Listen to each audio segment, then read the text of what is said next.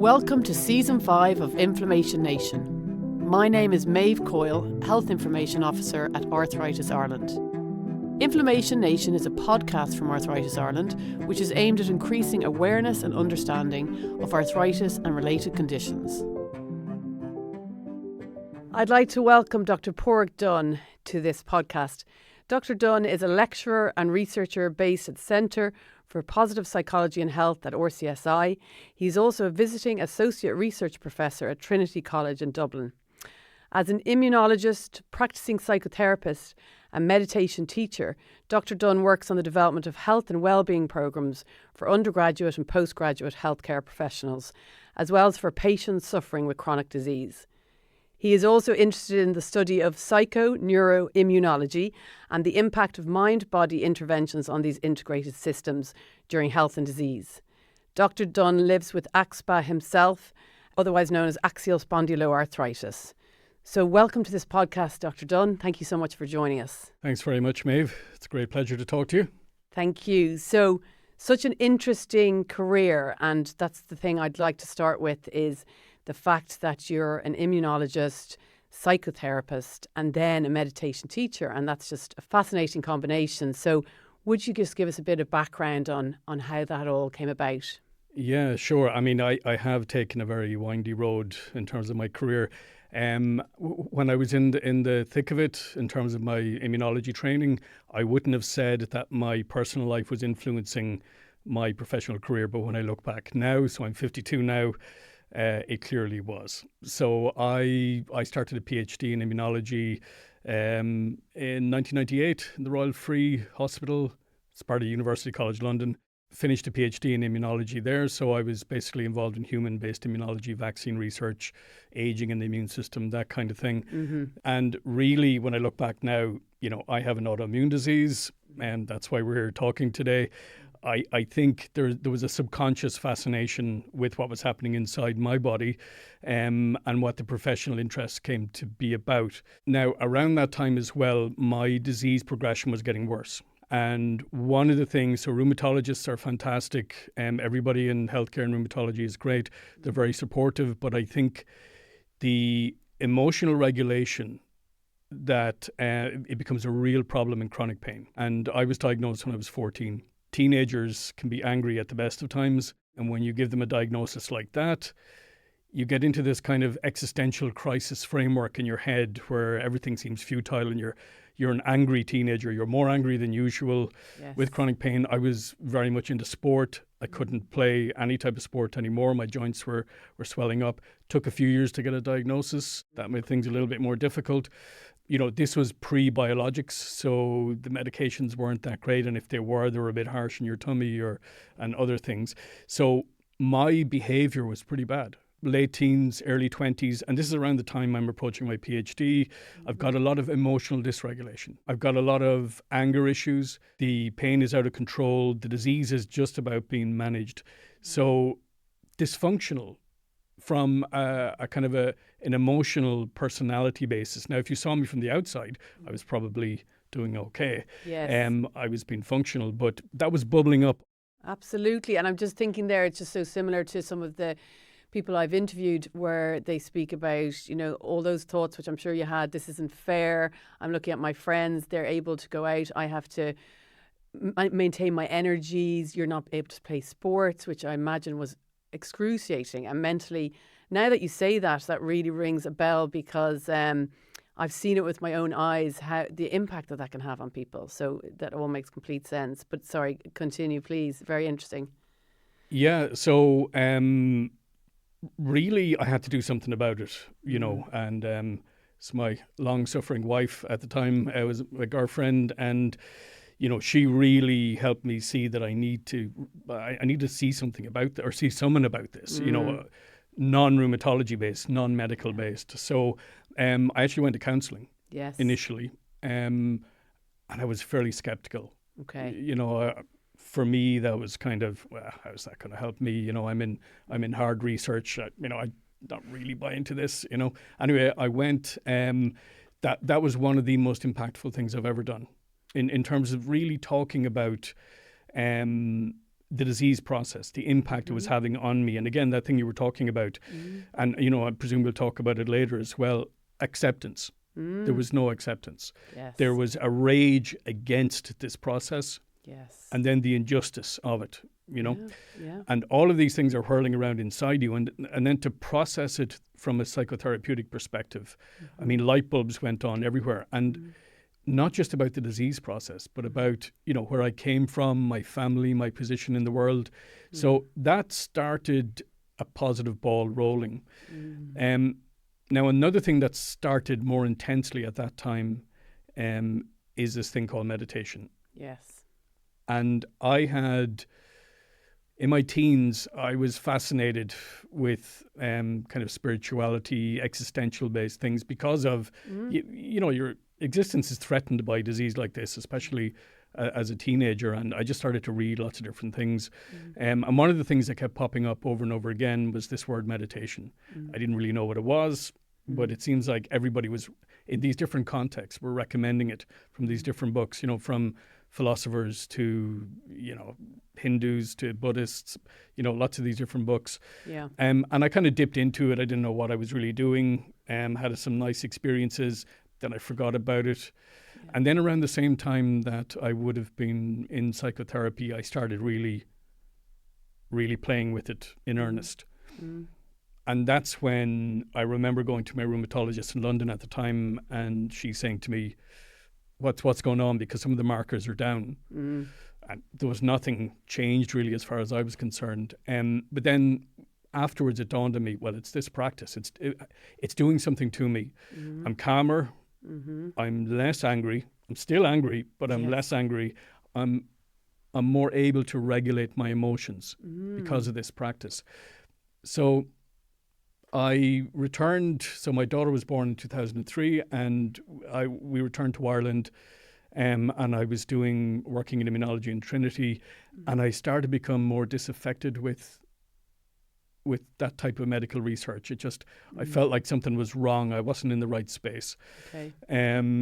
So I thought, I'm going to pull out. And of course, I picked the worst possible time to pull out, which is during the crash.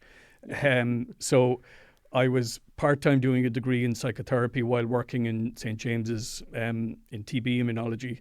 Right.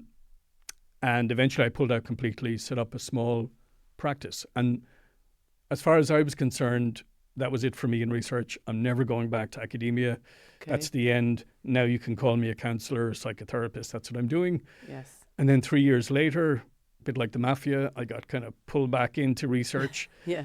And then I realised that there was a space for a weird set of skills that I had, which was that area of what, you mentioned at the start, the psychoneuroimmunology. And that's a big convoluted term really for the impact of your thinking and your emotions on your body, specifically your immune response.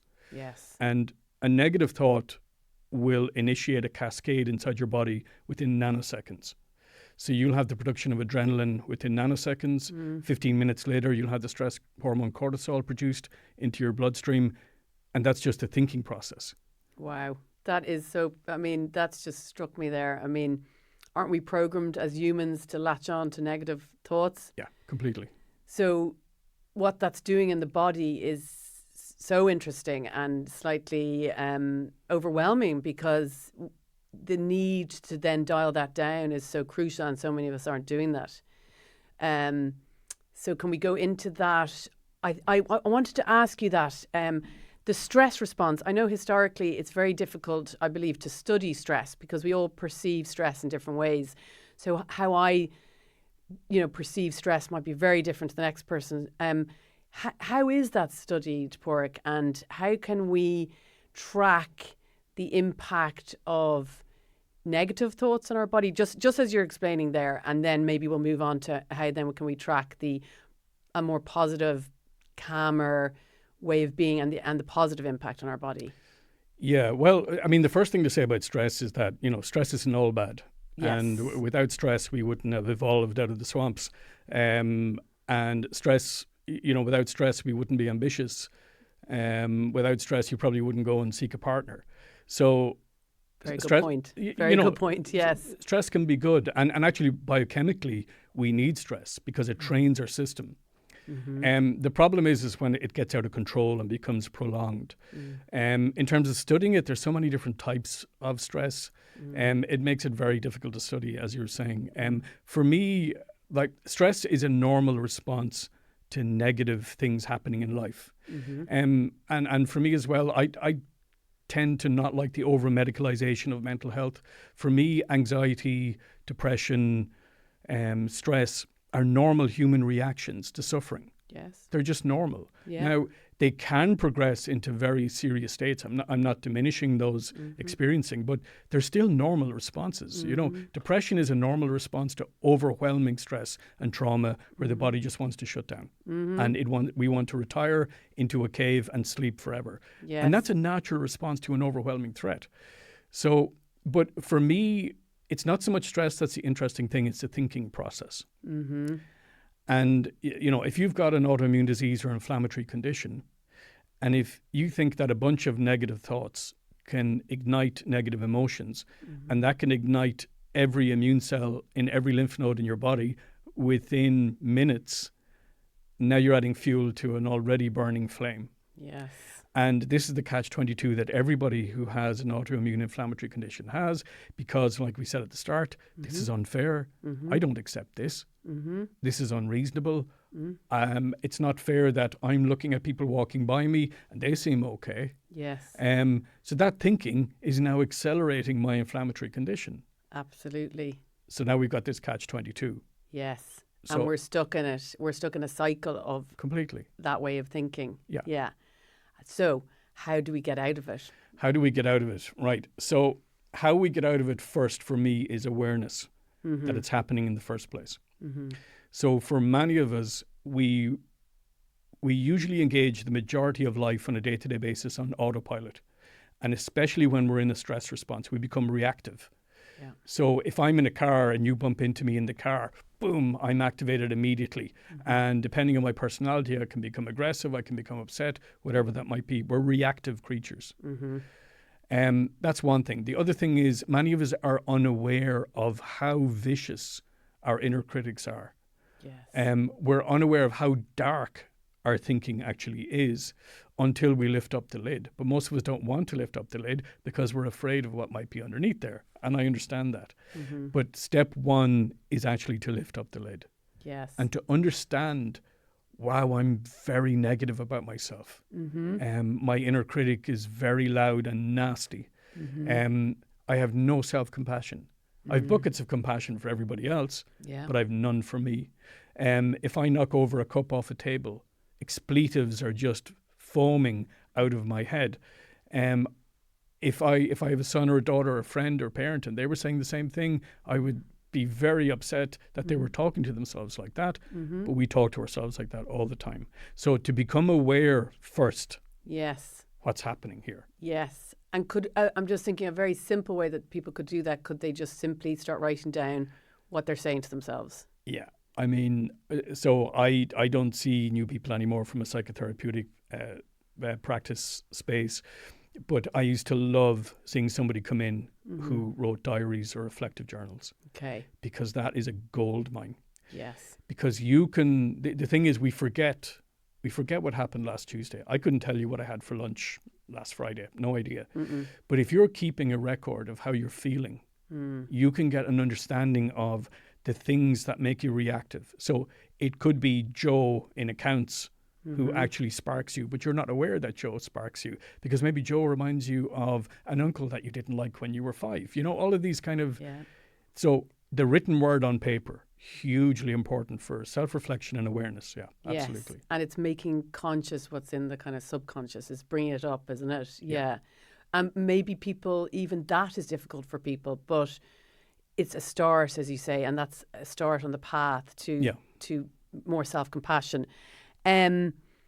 There's so much to talk about here. I don't know where to start because there's so much to ask you, but can we, and we'll jump from thing to thing probably, but in terms of your own personal management, and you touched on that, it was really interesting and so honest. I love what you're describing, the feeling of anger and not accepting the condition. Can you just go into personally how would you have had a recent flare, for instance, and how did meditation help you through it? Or how do you see that this has really impacted? You know, people are always looking for the evidence. We can talk about exercise and how you need to get out every day, but until somebody actually commits to it, when they hear somebody else and the benefits, that's just so encouraging. So living with your condition with axSpA, just a little bit more on that would be really interesting, Pádraic, please. Yeah, so I can give you a very recent example. So I had cervical decompression surgery on the 24th of October this year. Exceedingly painful and made completely more complex because of the ongoing autoimmunity that's burning all around it.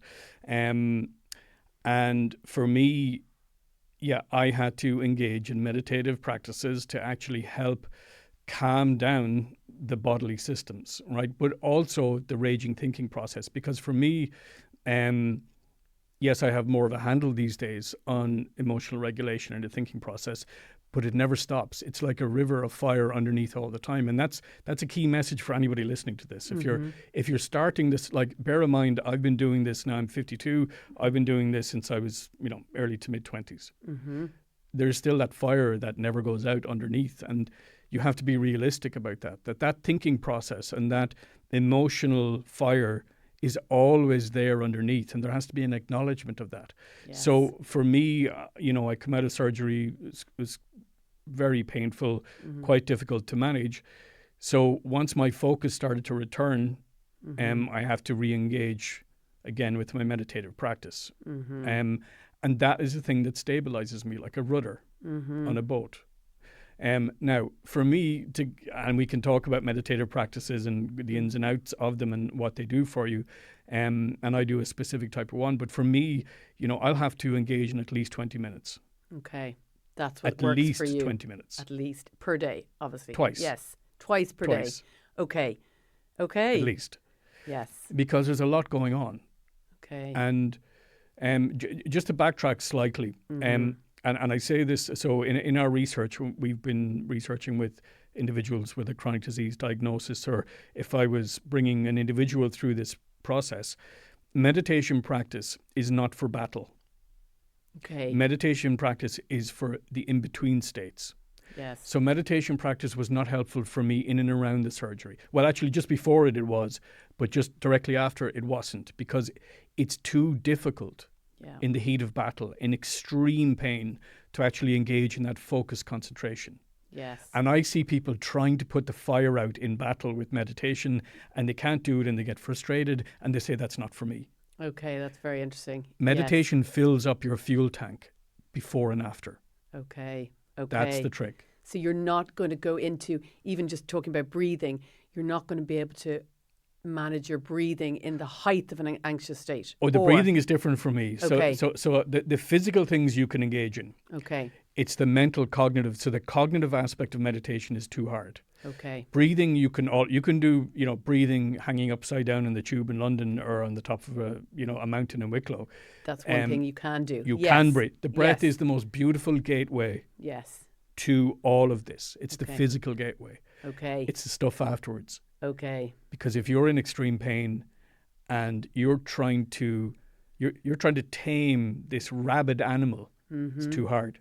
It's too hard at that point. So all you can do is hold on to your little boat and breathe in those moments. Okay. So what you're talking about there, Pádraic, I think is, if I got this right, that tackling those negative automatic thoughts, that work needs to be done when you're not in a flare or in a high pain. Okay. So that work needs to be done as a proactive kind of step, to build your resilience. Okay. Yeah. That's really interesting. Yeah. But the breathing is something that we can all do in the moment. And we'll go into that. As I said, there's so much to ask you about.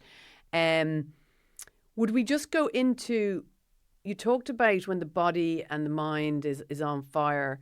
Can we just go through some of that? I know it might sound obvious to you, but to us, just to remind us, what happens physiologically with our breathing, our heart? Can you just remind people when we're in a high state of anxiety or stress? Okay, so again, whether that is an external threat or an internal threat, your brain can't really differentiate. So if you've got a wolf barking in front of you about to bite you, or if you've got a thought process that's thinking about being bullied yesterday, or worrying about whether you're going to be alive next week or have a job next week, or your brain can't really differentiate. So internal threat, external threats, your brain is reacting the same way.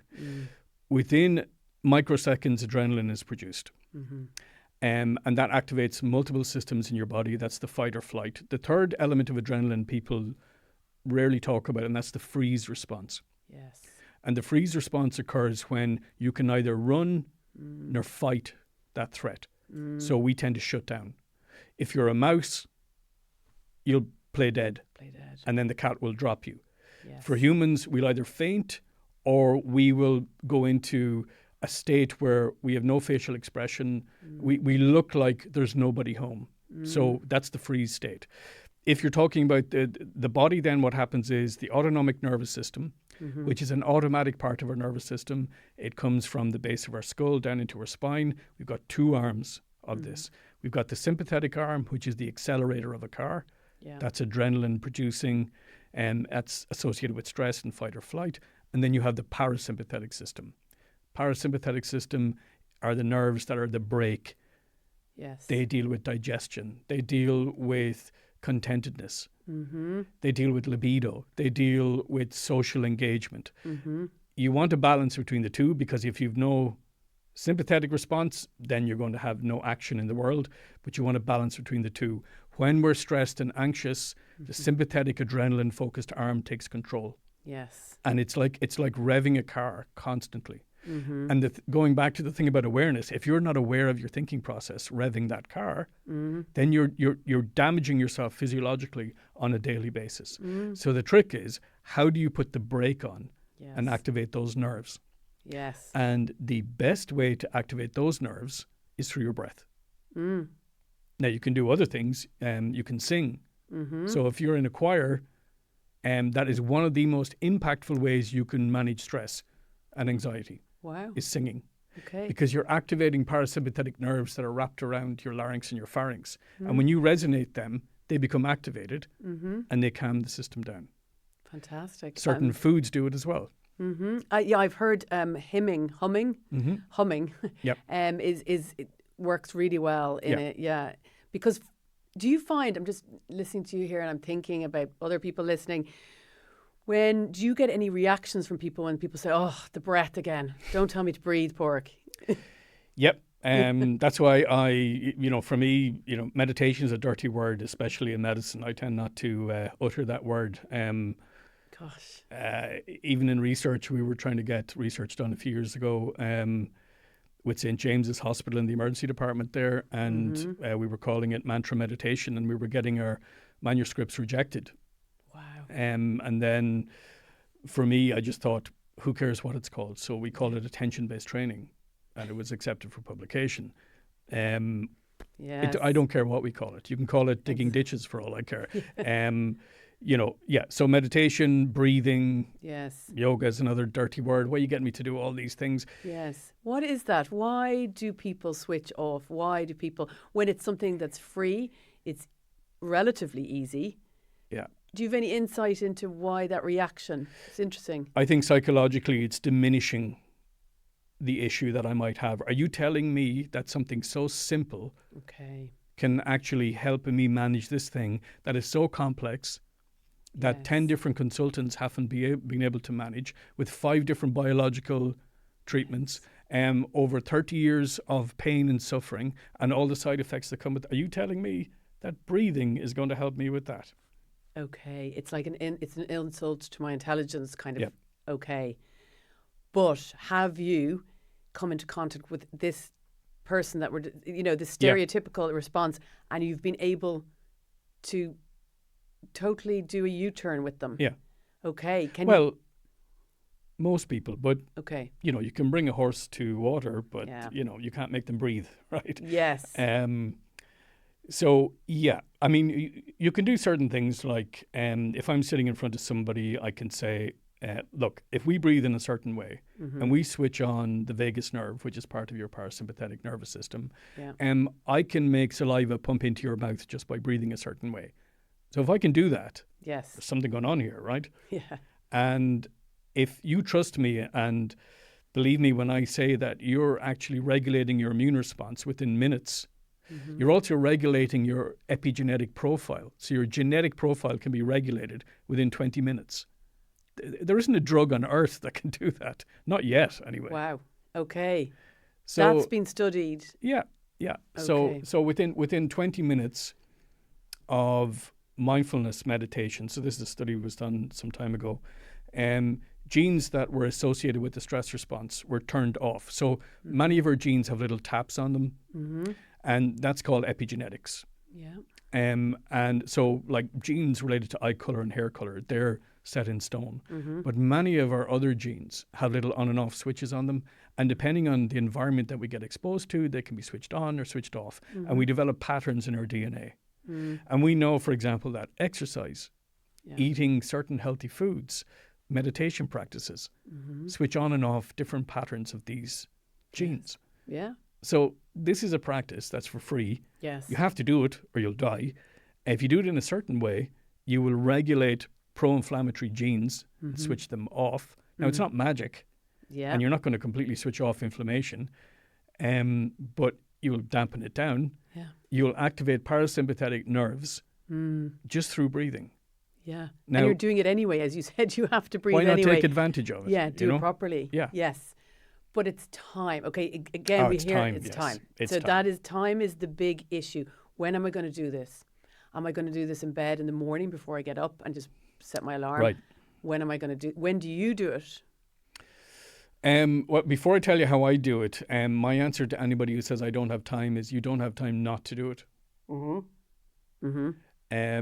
And do you want to wait until you're absolutely at rock bottom before you come back and listen to this? And sadly, yes, that's where most of us get into such discomfort that we're willing to try anything to get out of it, right? Yeah. Now, again, all the things I'm talking about, they're not magic. They do take work. Yeah. They're not a panacea. They're not going to, you're not going to throw away your biological treatment. Yes. God bless biological treatment, right? Absolutely. If I didn't have it, I wouldn't be here now. But we're talking about an arsenal of weaponry that can stave off this thing, right? Yes. The toolbox. We talk about the toolbox all which the time. is So important, and the individual toolbox, because there's no one size fits all here, right? Let's make no bones about this. This is hard. This is not easy. And making a new habit, making a new sustained habit. Yes. That's the holy grail of humanity. Yes. That's why there's a graveyard of New Year's resolutions at the end of January every year. So it's really hard, which is why we buy into behavior change science in our research, right? Because if you're going to ask somebody to do something, well, tell me how to do it. Don't just ask me to lose 2 kilos and eat more veg. Show me how to do this in a sustained way. Yeah. So in terms of my practice, for me, it's a bookending morning and evening. Okay. If so occasionally I would have difficulty breathing, and I will get panic signals that are sent to my brain because my CO2 levels are rising in my blood. Now I know that, but I didn't know it before, like years ago when it was happening to me, and I felt like I was suffocating. Oh. But when you focus in on that and you breathe a certain way, and when you want to activate those parasympathetic nerves, you need to place more of an emphasis on exhalation than you do on inhalation. Inhalation activates the accelerator, exhalation activates the brake. So when you breathe like that, things start to slow down. So we know heart rate. So every time we inhale, the heart rate goes up imperceptibly. And when you breathe out, the heart rate goes down. Okay. So if we plug you into a machine, this is another way to show you what the breath does to your heart. Yeah. So the clue there is if I breathe out and my heart rate goes down, breathe out a little bit more. Yes. Bring it down a little bit more. If you're wearing a Fitbit or an Apple Watch, you can just watch it doing this. Okay. So the heart is now linked in with all of those things. That makes complete sense to me because about 6 years ago, I had heard about breathing for so many years, and then somebody got me to focus on the out breath and to count my out breath. Yeah. And it's the most powerful thing because you extend it, as you said, and then you extend it some more and you empty your lungs. And I actually, when I do it, it's like I get a kind of a tingly feeling in my head. It must be, and it's almost like a drug. You can feel it working. But the out breath for me has always been something that I connect with more than when people talk about breathing in. It's the emphasis on the out. So Yeah. I find that very interesting. Yeah, I mean, if you want to ratchet up everything, breathe in. Yeah. If you want to set stuff on fire, breathe in. Breathe in and hold. Yeah. Like there are Buddhist practices of breathing in rapidly Yeah. that literally increase your body temperature, on the surface of your skin. So, obviously we need to breathe in, Yes. but we want to place more of an emphasis on breathing out. Breathing out and emptying. Okay. And we were, so you bookend morning and night. Okay. But let's just try to be completely realistic. Mm-hmm. Is that always what happens, Pádraic? You have a day where, it's not going to plan. You're out the door busy. You still commit to it. Or what happens? No, because I'm a human being and sometimes it doesn't happen. Yes. Now, when, people in my family will know when I'm skipping a few days because they'll see it in my behaviour. Wow. And I'll see it in the pain will start to rise. Okay. So I don't have a choice, right? Okay. Well, I can, but Yes. I'm going to pay for it. Yeah. But let's be realistic here. This is tough. And I wouldn't dare ask anybody to go straight into 20 minutes. I wouldn't ask somebody to go straight into 5 minutes. Okay. For me, it's 60 seconds. Start small. 60 seconds. Okay. Once a day. Okay. And, we've done it with many times with healthcare professionals, and the first thing a healthcare professional will say, I don't have time for this. Mm-hmm. Well, you have time to go to the loo. And if you go into the loo and into a cubicle, no one's going to ask you what you're doing in there. True. And you can sit there and you can set your timer for 60 seconds, close your eyes, timer will go off and you're finished. Yes. That's the practice. But what I would say, and I know we'll talk a bit about practice in a minute, meditation itself, as I said, it can be a dirty word in some quarters. Mm-hmm. You can bring meditation practice. It's a way of living. It's an approach to life. Yes. You can be meditating while you're making an omelette. Yes. You can be meditating while you're paying for your parking. You don't have to be sitting cross-legged in an ashram in India to be meditating. Mm-hmm. Meditation is about focusing in the present moment. Yes. Now, I can be meditating right now talking to you. By my approach, present moment oriented, I can feel what it's like to be sitting on this right now. I can feel the air. It's slightly cooler in here. I can feel what my hands are doing. Yes. I can put my hands here and feel this wood. I'm present. I'm listening to you. Yes. And then I'm thinking about what I'm going to say in response to a question. Yes. That's meditating. I don't see any difference between that. Now, we can talk about scheduled meditation, and that's just enhancing your practice. So it's a perspective on how you live. Yes. For me. And some people do this maybe on a walk where they're what was it called the other day? Forest bathing. Hugely important. Yes, exactly. And maybe that's an easy, making the omelette for some people, definitely. And then for other people, getting out for the walk and using all your senses and tuning in. But it sounds so easy, but we have to constantly remind ourselves to do that because the racing brain is going, Awareness. the negative thoughts are going. But now that you're saying that, I'm thinking, while making that omelette, the natural state of the human mind is probably the negatives.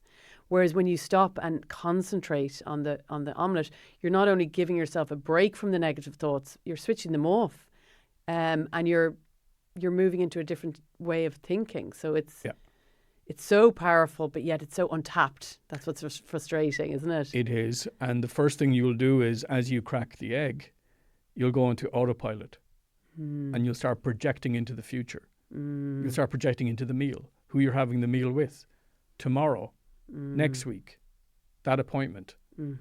Before you know it, the omelette's finished. Yeah. You haven't been there at all. Yes. Whereas if I break the egg and I feel the shell in my hands and I feel the messy stickiness of the egg and then the sensation of that being whisked and then pouring into the pan and the weight of the pan and the smells, maybe I chop some peppers and the smell of them, and as I add them and I'm mixing them, I'm fully present. Yes. Sounds very simple. No, but that's it. That's it. And they often say people drive from one place to another, and this has happened to me, and I can't remember the drive. I can't remember how I got there, and I don't know where my mind was, but it wasn't.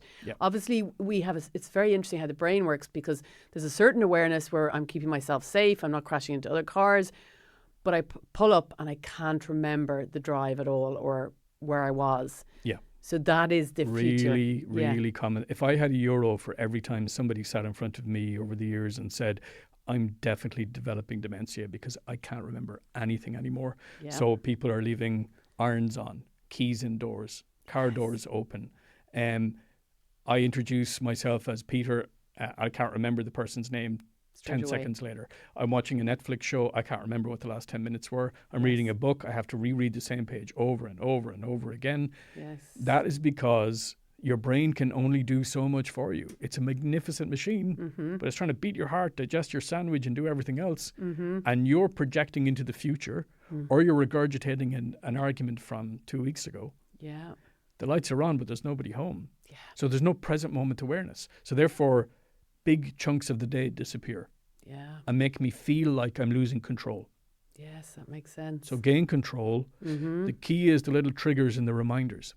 It might be sticking something on a fridge. It might be putting something into your phone. Remember, be present. Yes. Be present. Yes. And now that you're talking about this, there's a lot in there as well about connecting with loved ones and family, and people saying, God, I really wasn't present for that whole thing. I regret. I only had this conversation with my sister recently where we were with my mom and we both were stressed and distracted. And then afterwards it was the regret of we weren't present and enjoying her in that moment. Can we go back and do it again? And we actually then rescheduled another meetup to kind of do it again properly. But it's so fascinating how our brains can just go on autopilot and we have to kind of bring them back, don't we? Yeah. But, we're humans and that's what happens when we're put under stress. We do go on autopilot. But then we feel bad about missing those moments like you were talking about with your mum. And that leads me to the layer on top of awareness in terms of these foundation pieces is self-compassion. Yes. And you must cultivate self-compassion. Yes. Before you think about compassion for anybody else, it may seem like a selfish thing, but it's like that thing on an airplane, put on your own oxygen mask first before you deal with others. Yes. And I find that most humans have a very, very negative self-image. Regardless what that is. It's always a different pattern, but it's the same negative kind of thing. And self-compassion does not happen by itself. It needs to be cultivated like a delicate little plant. Okay. And you need to feed it and take care of it on a daily basis. And the reason why self-compassion is so important is when you miss that meditation practice, well, be compassionate. You're a human being. Yes. So what? You missed it. That's okay. Yeah. Vow to get up the next day and do your 60 seconds. Or maybe do 5 seconds. Yes. But do something. And acknowledge the fact that you're a person and you fail and you make mistakes. Yeah. Like the countless billions who've lived before, who will live ahead of us, who are living now. Yes, and this is really important. I'm so glad you brought up self-compassion because the people that are listening, living with chronic condition and trying to manage their lives, possibly right now in a flare, trying to get all the things done, all the things that need to get done, that would probably be one of the most important places to start, is the self-compassion, isn't it? 100%. Yeah. Okay, so as I said, so much to talk about. Are we running out of time? So for a complete beginner who's very skeptical and overwhelmed by meditation, you are saying start with 60 seconds. Yeah. Okay. Then what? How long do we do 60 seconds for? Okay, so if you want to get down into the nitty-gritty, there's a magic number of about 11 minutes where we know physiological changes start to happen. Okay. So we know certain cardiovascular parameters start to even out, like heart rate variability, things like that. We know certain inflammatory markers start to become reduced. We know stress hormones start to become a bit better regulated. We know the gut starts doing nicer things. We know your energy system starts responding in a different way. We could fill this room with research papers on meditation. So I don't want to hear from anybody ever again about how there's no data here. We could build a house with the data, right? Yeah. So, but never mind the data. It's about practicing. Yes. That's what it's about. If you don't do it, nothing happens. Yeah. So there's just like exercise, there's a benefit from any type. of practice. Mm-hmm. But if you're talking about sustained practice, and if you've got an autoimmune condition or you've got a chronic condition of any kind, I'm afraid you are going to have to do a bit more than the average bear, unfortunately. Okay. Because your system is more aggravated than the average person's. So Okay. it's unfortunately a bit more work is required. Okay. But build it up slowly. Mm-hmm. So 60 seconds Mm-hmm. after 2 weeks, 60 seconds again on top of it to 2 minutes. Mm-hmm. Over 6 months, build it up to 10 minutes. Yeah. Build it up to 15. Mm-hmm. See how you go for a few months with that. Mm-hmm. And here's the thing, document on a daily basis in a nice notebook. Mm-hmm. Score yourself between 1 and 10. 1 being no emotional regulation, no really high pain, all the bad, nasty stuff. 10 being I've never felt better psychologically and physically, right? And score yourself daily and see if your practice is having an impact. Because the problem is, for most of us, we can't really, we talked about, I can't remember what happened last week. Yeah. Well, human nature being what it is, if I ask you, Maeve, how was your pain last, or let's say at the start of November? And if you've got a chronic condition, you're more likely going to say to me, it was constant. Now, if we forensically examined, we'd probably find that actually you had a 22-minute window of being relatively pain-free while you were watching your favorite show with your granddaughter or your sister or whoever it is, whoever you love, right? Yeah. But we forget that. We don't document it. Yes. And for me, those windows are hugely important because it says it's not constant suffering. It is a lot of suffering, but there are windows. Yes. And it's important to understand that there are windows. And we can hopefully extend those windows. Hopefully. Yes. Yeah, no, that's really... So that's important. So nice notebook, really important. Okay. That's really useful in terms of the time allocation and building it up and then documenting it. I know personally I'm going to try and make my own commitment to do this. Moving on to actually what does it comprise of? Like what do those 60 seconds look like and the further minutes? I presume we're focusing on breathing. Could you just talk us through? Yeah, okay. So there are many different types of meditation practices. You can find thousands online out there. Broadly speaking, 3 areas of meditation practice. Mindfulness, which is like Buddhist psychology. You're watching how your mind engages with reality. That's one type. Then you've got the compassion-focused ones that do what they say on the tin. They cultivate compassion for self and others. And then you have the third one, which is focused or attention-based. That's also called mantra-based. The key here is training laser focus. That's the one I do mostly. And to do that, you need an anchor. And that anchor can be a mantra. And a mantra in a non-spiritual context is just a collection of words. So one we've used in research is, I am here now. And you can say it in your head or out loud. But what it's doing is it's focusing you on an anchor. Another anchor could be a spot in a carpet. It could be a candle flame. It can be the breath. For me, I prefer the breath because it's always moving and you can follow it. Yeah. The point is you sit upright. You don't lie down. Okay. Because meditation is not sleepy time. It's not relaxation time. Can be used for that. But in this purpose, it's not. It's work. Okay. You're learning how to manage your thinking process. You cannot stop your thinking process. You cannot stop these emotions emerging. You cannot stop the itchy foot. You cannot stop the hunger pang. It's what you do afterwards. That's meditation. So you're upright because it's work. You close your eyes. As soon as you do, you'll get the itchy foot. You'll get the I'm wasting my time thought. I don't want to do this. I don't want to do it. I'm uncomfortable. Yeah. What am I going to have for lunch? What's the weather going to be like tomorrow? Maybe I should buy those trousers. All those things start coming in. Every time you get distracted, you come back to your anchor on your little boat in the middle of this raging ocean of thought and emotions. And you'll be bombarded. So you'll come back to your central anchor. Let's say it's the breath. And you'll become distracted again by another thought, and then another one, and another one, and another, and they never stop. And this is where the rubber hits the road. Every time you return from that distraction to your anchor, you're training the body into emotional regulation and focused thinking. So it's like doing a bicep curl in the gym. Yeah, it's training. Every time. And there's no such thing as a good or bad meditation. In fact, the more turbulent ones are better because you're training more. Okay. So you pick your anchor. You can have your eyes open. It's probably best not at the start because you don't want distractions. Focus on the breath or a mantra like a collection of words. Let's pretend it's the breath. You're bombarded with all these things. Do your best to come back. You'll find yourself drifting off and realize you've been drifting off. That's okay. Come back to your anchor. Your timer goes off. You're finished. Okay. That's it. Yeah. And it's the daily practice that is the key. Or as you said, you go off track for a day or two, like exercise, but you bring yourself, okay, I'm going to do my meditation. Yeah. The morning time and the evening time, or for some people, just the morning time, it doesn't matter.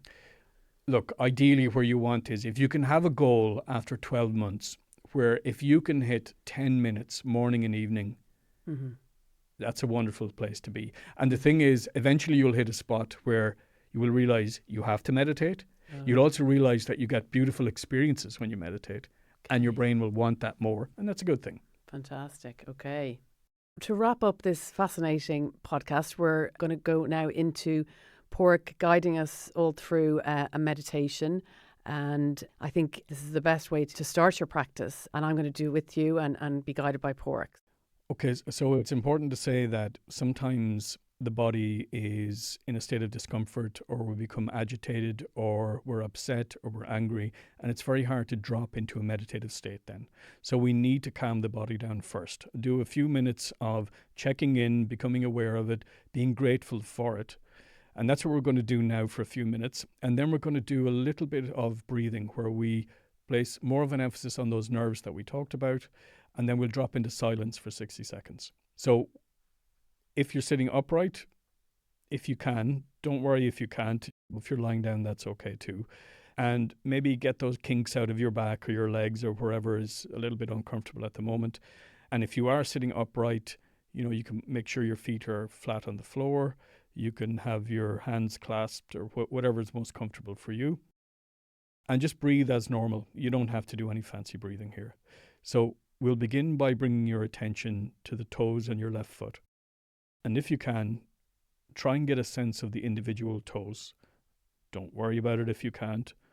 But if you can, see what your big toe feels like, for example. Get a sense of the temperature of your toes. Get a sense of your foot as a whole, your ankle, the top of your foot, sole. From your left ankle then, we move up very slowly through your left calf muscle. And every time we reach a large muscle group, I want you to consciously try and relax the muscle. Check in, see if it's tight. If it is tight, just consciously relax it. And from the left calf muscle then, we move up into the left knee. And anytime we find some pain or discomfort, we just acknowledge it, and we do our best then to move into the next part of the body. So now we move from the left knee into the left thigh. And there's a lot of large muscles here, so again, try and relax them if you can consciously. See if you can get a sense of the long femur bone wrapped in all this muscle in your left thigh. And then from your left thigh, we're going to move slowly into your left hip. And then from the left hip, we move across your pelvis into your right hip and down into the toes of your right foot. Again, try and get a sense of the individual toes if you can. If you can't, don't worry about that. Get a sense of your whole right foot, including your ankle. And from your right ankle then, we move up into your right calf muscle. Again, consciously relax this muscle group. Move up slowly into your right knee. And then into your right thigh again. See if you can get a sense of the right femur bone that's wrapped in all of that muscle in your right thigh. And then move slowly into your right hip. Again, anytime you notice any pain or discomfort, do your best to accept that in the moment as you move to the next part of your body. So get a sense of your pelvis and the weight of your body as you sit on whatever you're sitting on right now. And from your pelvis then, we're going to move around to the base of your back. And we're going to very slowly move up either side of your spine And as we do this slowly, either side, I want you to consciously relax all of these large muscles either side of your spine. And we're going to move up very slowly until we reach the shoulder blades.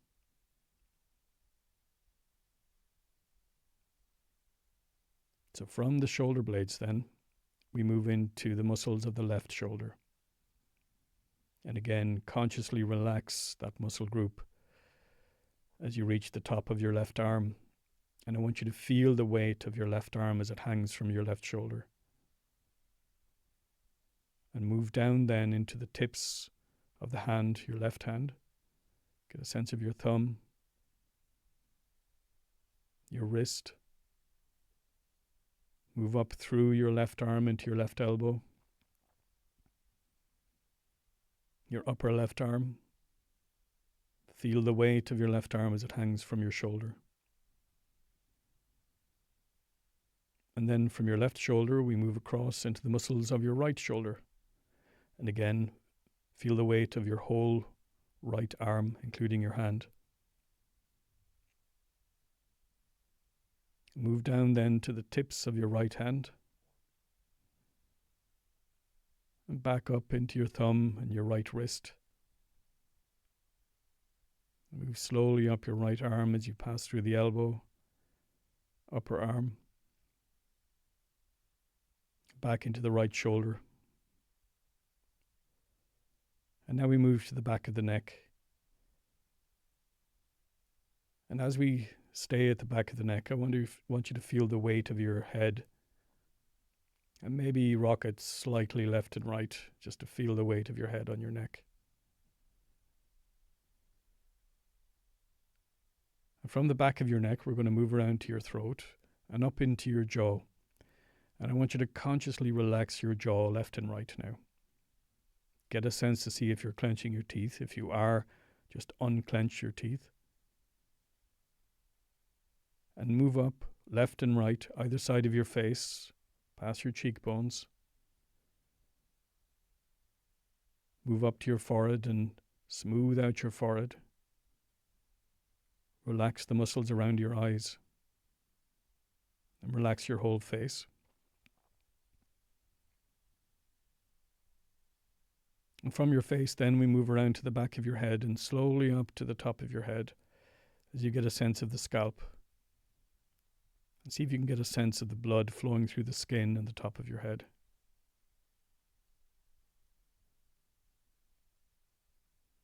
So now I want you to get a sense of your whole body and the weight of your body as it's sitting on the chair or lying, whatever you're lying on right now.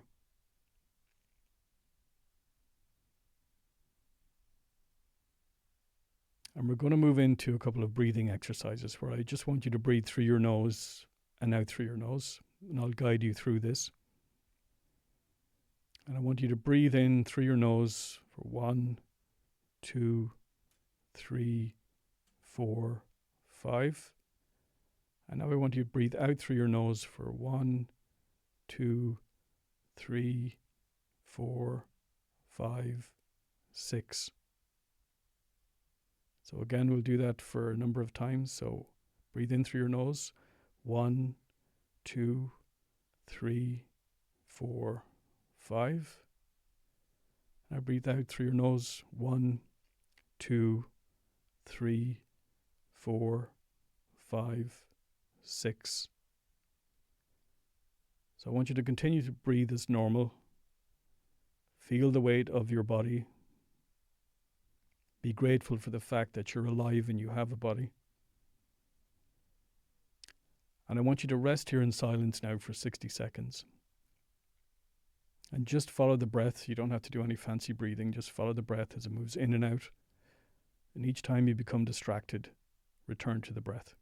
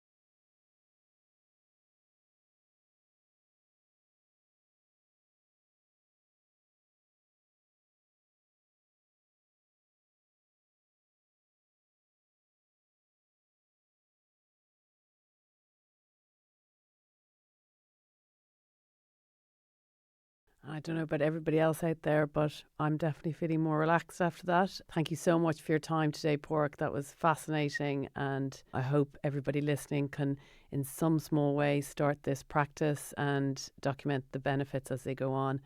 Thank you again for your time. My pleasure. Thank you. Before we wrap up, remember this meditation is available as a standalone piece on our website, arthritisireland.ie. You can return to it at any time and as often as you like without replaying the full episode. That's all from this episode of Inflammation Nation. Don't forget to subscribe on Apple Podcasts, Spotify, or as they always say, wherever you get your podcasts.